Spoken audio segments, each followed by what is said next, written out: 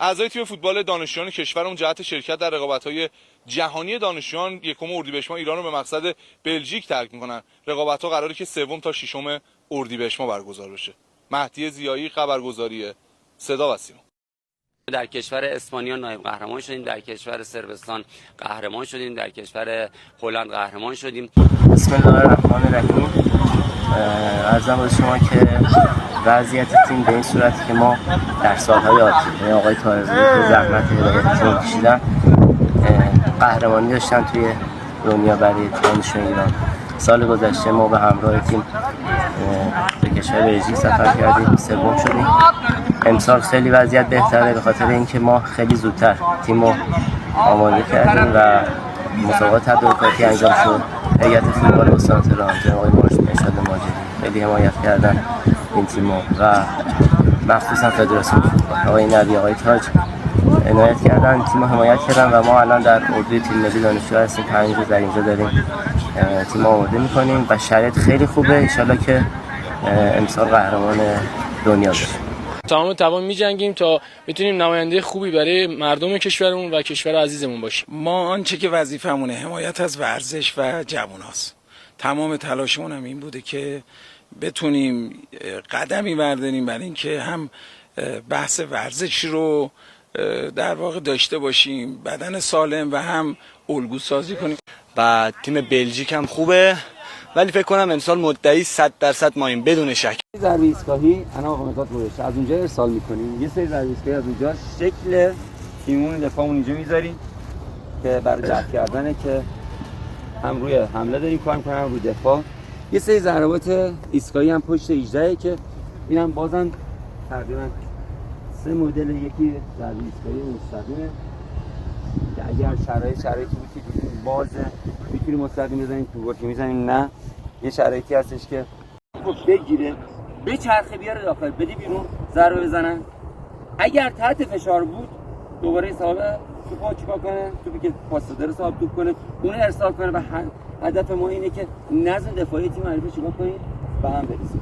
در ضمن که حالا ما داریم کورنر می‌زنیم جایگیریتون توی 18 قدم نفراتی که باید سر بزنن مشخص می‌کنه، نفراتی که عقب هستن مشخص می‌کنه که بدونیم کی باید تیر یکو بزنه، کی دو رو بزنه، کی نقطه پنالتی، کی تیر پشت بزنه و کی باید جدا بشه بیاد نقطه وسط. حتی اینا چیزاییه که باید کار کنید توی زمین دیگه هر کسی خودشو بدونه. کسایی که ارسال میکنن کورنر علی فاطمی سمت راست چپ، مانی و علی بری راست چپ. 4 تا دفاعمون مراج کاور برو کاور. آره شما باید کاور رو چی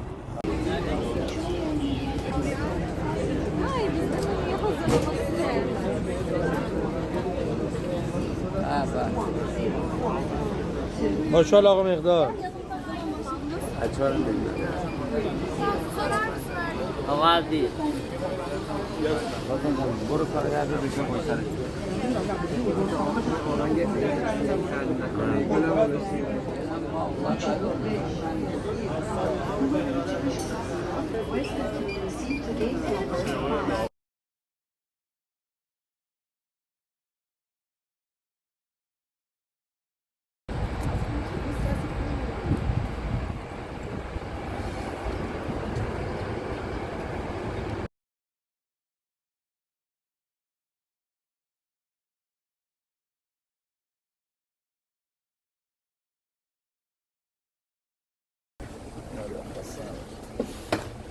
دکتر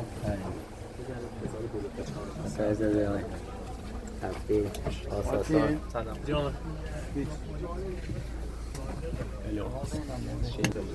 آقا جا کنی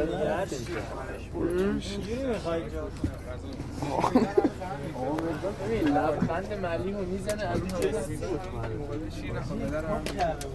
آقا مقداد سپاسگزار. سپاسگزار. اگه امسال قهرمان شدیم موهای فرزین از تر میزنیم. به من چه ربطی داره الان این وسط؟ سیبیلاش هم میزنیم.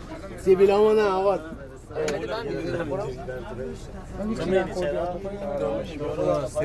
باش ماهای من 2 سال دیگه قراره علی شاهانی گفته قرار شدی رستوران ما همه مهمونه یه هفته بزن افتخار علی آقا یه هفته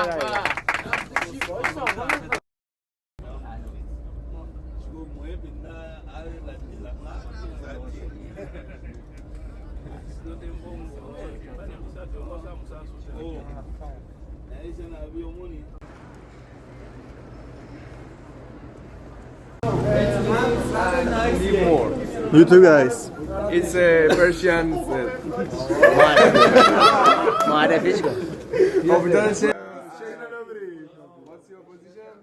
My name Name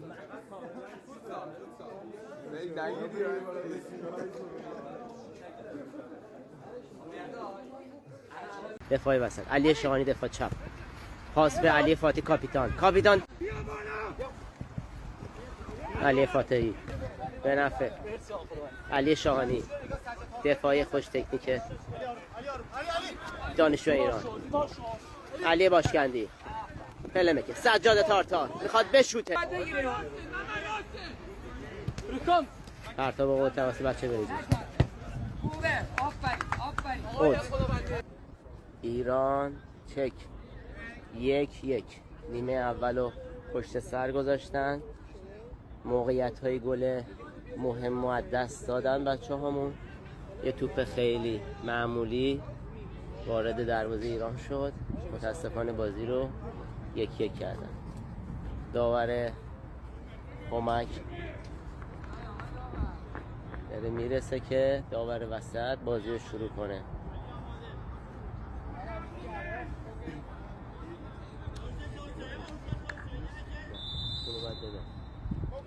ضربه بلند از تیم ایران توپو میگیره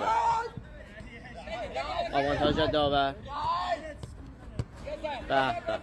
بازی رو به عقب دفاع چپ خوش تکنیک ایران علی شاهانی شماره 3 لب خط باز ثابت توپ میشه چه پاسی داد عالی خودش میگیره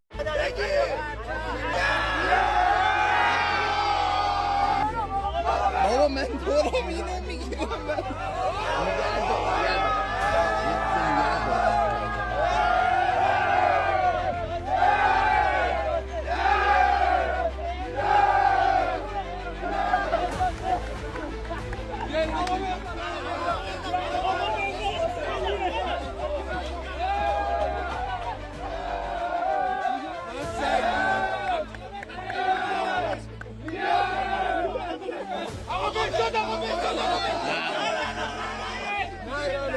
Everybody ready?